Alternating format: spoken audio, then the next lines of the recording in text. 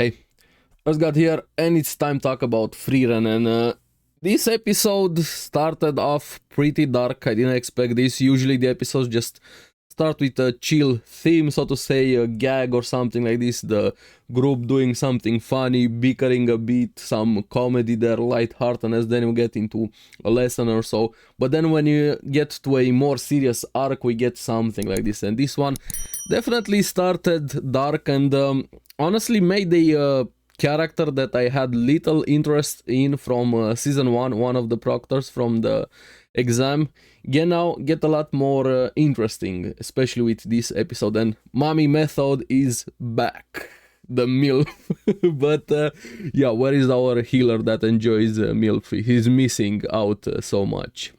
But yeah, this episode seems to be a bigger arc, so let's get into it and talk about it. Right after the break that we had last week, we didn't have an episode, and like I said, this one starts directly pretty dark. We see a village being attacked by demons, burning, people getting killed left and right by demons there. This poor guy is scared, trying to hide for his life there from the demons' attacks. It seems like the message they managed to get out, there was something weird about him, like one of the soldiers there or whoever that was saw something weird about one of the demons, and throughout this episode we get some pieces of information, so that's gonna be interesting here.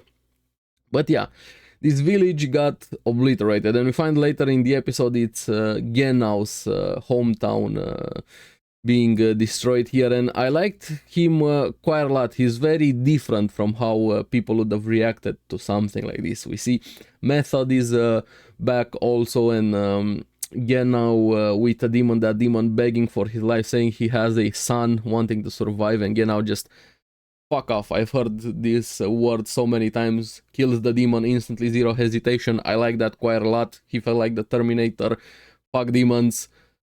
And just goes, opens the door. Where is the son that you're supposed to have? And we knew it was a lie, but they still try to do it. Even this demon went for the attack when it saw that lying wasn't working out. So I like this, but Gennow felt very, very cold and also contradictory. And I'm gonna expand a bit more what I mean with that with Gennow. And not about the killing the demons. I mean what happens later a bit here. Is it that Zeria was the one that gave them this demon slaying request, him and Method here, and there was one survivor, the guy that was hiding at the beginning of the episode. Well, quotation marks, survivor, and he actually was clinging to life quite a lot there. When Gennow finds him, he carries him on his back, and what I liked was Gennow actually knew him, was one of his childhood friends, but you know that guy was going to die, and him trying to comfort him, lying to him, saying you're gonna be fine, you're gonna be able to start your bakery again, everybody else is also alive. You knew that guy was going to die, and in his final moments having those lies, even he probably knew those were lies, but that was a powerful final moment, and even more from Gennow, because he feels so cold and so dismissive of people and how he treats himself, how he talks there. He says one thing, but then does another thing. I really like contradictory characters here quite a lot. He feels very emotionally distant, but he's probably bottling up so many emotions. Yeah, now, and also like a comment he made later in the episode talking to Stark, don't become like me, which hits quite hard there. It seems like he has no attachment, like he didn't care about the hometown, the villagers there, but he probably cares too much. It takes him to the other extreme when he carried that guy there. We see the anger into him, like the small character movements, acting here. He even hold on to him when that guy was dying in his back there, sleeping off, picks him back off again and actually cares him. That actually made me a bit emotional here from Gennow. And when they get to the church with all of the bodies, even Method trying, hey, put the injured ones here, don't spare me. I know he's already dead. Method tried to comfort him also, but he knew, and see how much he cares for all of them. And even that question when he put it, why, I'm paraphrasing a bit, why are the innocent ones always dying and not the ones that chose to be in this life, the fighters, the mages, and so on, which is true. But in all conflict and all war, regardless of which side is right, wrong, or whoever started it, and whatever reasons and rationale you have for it, there's always innocent people that pay the price, and we see it even more here. But before anything else could happen, they get interrupted by two mages attacking it. That was a nice scene. We see their SWAT SEAL team entering through the ceiling. They're very well coordinated. We have Frieren and Fern about to strike, thinking there were demons inside it, and I really like that quite a lot. But what was great even more for Gennow's character was how much bloodlust he had for that attack, thinking there's more demons attacking. Even Frieren saying, there's so much bloodlust in that spell, I thought you were a demon.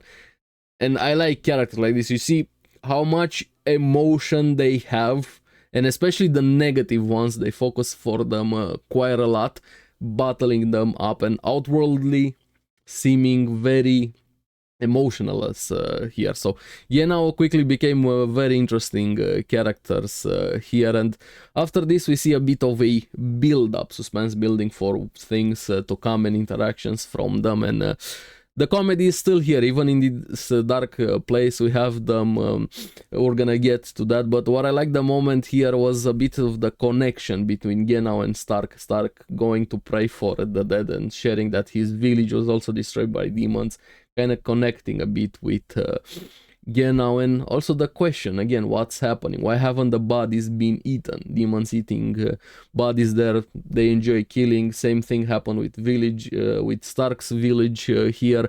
Was there an actual purpose for destroying the village, or were they just being demons, just killing for the sake of it because they enjoy it? We even saw it with the sword demon and everything that happened with demons in the past here with this mysterious demon. We have a lot of questions to move forward, and we see the Norm Knights, the ones from the company station in the village, they were all killed. And I like how Frieren commented, this one was stronger than Stark, the captain. Poor Stark just always putting himself down. Yeah, but the bar is very low. Come on, Stark, the bar is not very low. You're actually very strong. He still doesn't realize his own strength, kind of like how we saw him at the beginning of the series when he was still in that coward form, still being scared, but we saw him defeating that dragon, and we know how strong he is. He's also very humble, but he also doesn't fully realize this. And that comment, while true, yes, the captain was stronger than Stark, probably according to Frieren, but that just says how much stronger that specific demon was into this consideration. So something to keep in mind here. And most of them were killed instantly by blades, by swords here, so that while Gennow and Method cleared out the leftover demons, that strong demon is still alive somewhere around there. And I like the comment from Frieren. Okay, let's get into it and show it how terrifying humanity can be. And yeah, that was that's a cold and powerful line, and even more considering she's an elf here. She was ready. But also I liked Method and Stark working throughout the episode to figure out what kind of attacks and composition that demon had, how many swords and what was its powers and so on, figuring out things as they could here. And at the beginning they thought it was wielding two swords according to the movements. They're trying to recreate them a bit, but we're gonna get into that a bit later towards the end of the episode here.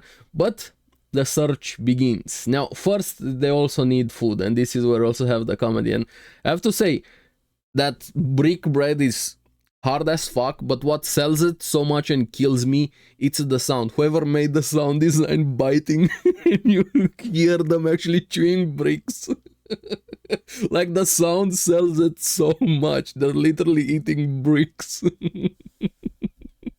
And Stark even goes to bring some food for Gennow, while the others have a strategy meeting a bit there, and Method also talking to Frieren about that. And the cute moments were here, Method liking cute Fern eating the brick bread. She was so innocent eating there while they were talking strategy. Even some crumbs on her face there. And meanwhile we had Stark and Gennow talking a bit, and we see him again how much he cares, putting another barrier on the church to protect the bodies. And we find out that the North doesn't really have graveyards, or at least they go about it differently. Their only graveyards are either highly protected somewhere or hidden just to hide the bodies away from the monsters because they get attracted, and also probably for demons here.